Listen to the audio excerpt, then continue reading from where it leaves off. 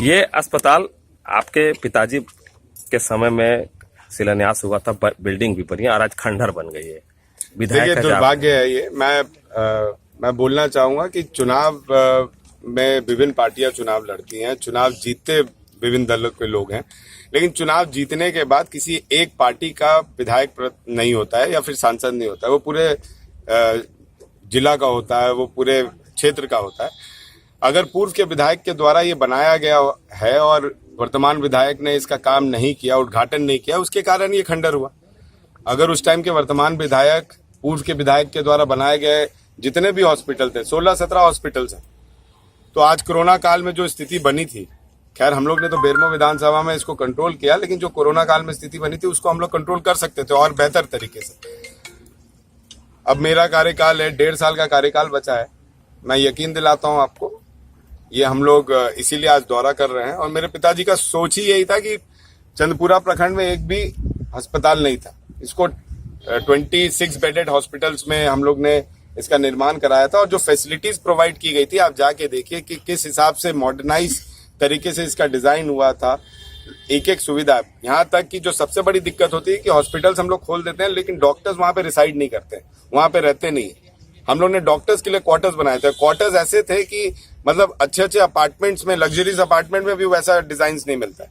Attach bathroom था, kitchen था, waiting room था, सब चीज था, लेकिन उसके बाद भी इसका उद्घाटन नहीं हो पाया, जिसका ये परिणाम निकला कि ये आज खंडर हो गया। और मैं जब से विधायक बना तब से प्रयासरत था कि किसी भी तरह हम लोग इसको ज्यादा से ज्यादा बेहतर तरीके से इसको हम लोग बना सके, लेकिन क्योंकि न्यास परिषद की बैठक नहीं हो रही थी और डीएमएफटी फंड का यूटिलाइजेशन जो है वो सिजुआ प्रखंड में नहीं हो पा रहा था, तो कल न्यास परिषद की बैठक हुई है। और कल की बैठक का परिणाम ये निकला है कि कल सभी लोग ने आवाज उठाया था, प्रमुख ने भी, मुखिया लोग ने भी, और मैंने पूर्व के दिनों में आपको स्वास्थ्य मंत्री को भी इसकी अनुशंसा की थी और आपको मुख्यमंत्री जी को भी अनुशंसा किया गया था।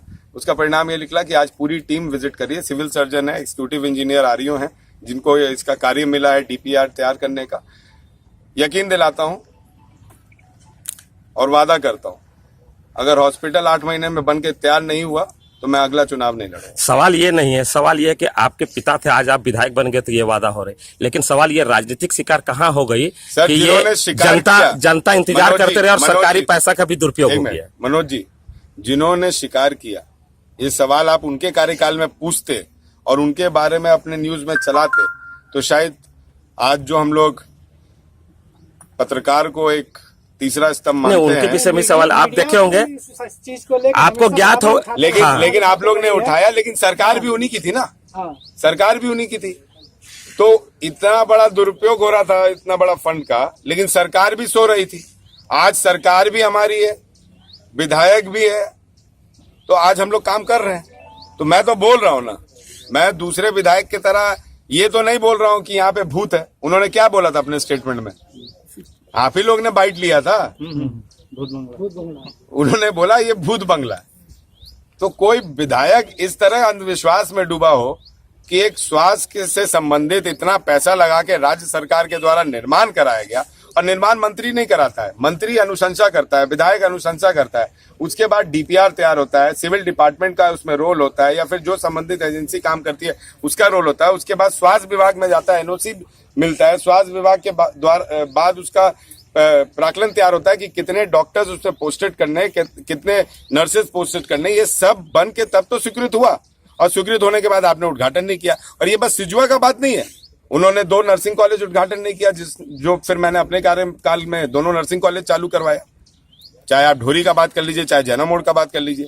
उन्होंने गांगजोरी 30 बेड का हॉस्पिटल का उद्घाटन नहीं किया, उन्होंने पिछली 30 बेड का हॉस्पिटल का उद्घाटन नहीं किया, उन्होंने बीटीपीएस फेज 2 का 30 बेड का अस्पताल का उद्घाटन नहीं किया, उन्होंने बीड़ सारंग का उद्घाटन नहीं किया, उन्होंने बरमसिया का उद्घाटन नहीं किया, उन्होंने बिरसा नगर का उद्घाटन नहीं किया, उन्होंने अमलो का उद्घाटन नहीं किया, उन्होंने गांधीनगर अस्पताल का उद्घाटन नहीं किया, उन्होंने चपरी का उद्घाटन नहीं किया। वो तो छोड़ दीजिए, बाद बाकी जो सामुदायिक केंद्र थे, चाहे खुटरी में या फिर जो भी हम लोग ने, उसका भी उद्घाटन नहीं किया। मैंने तो गिनवाया कि मेरे पिता ने अपने कार्यकाल में कितने अस्पताल बनवाए।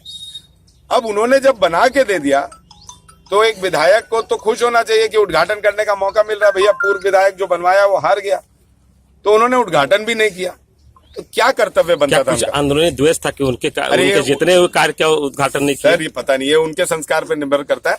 मैं तो बाटुल जी के जो भी कार्य बाटुल जी के द्वारा अधूरा छोड़ा गया है उस कार्य को मैं पूरा कराने में प्रतिदिन तत्पर हूं, और उसके बाद भी अगर बाटुल जी अभी कुछ बोलें तो मैं उस काम को भी करा दूंगा।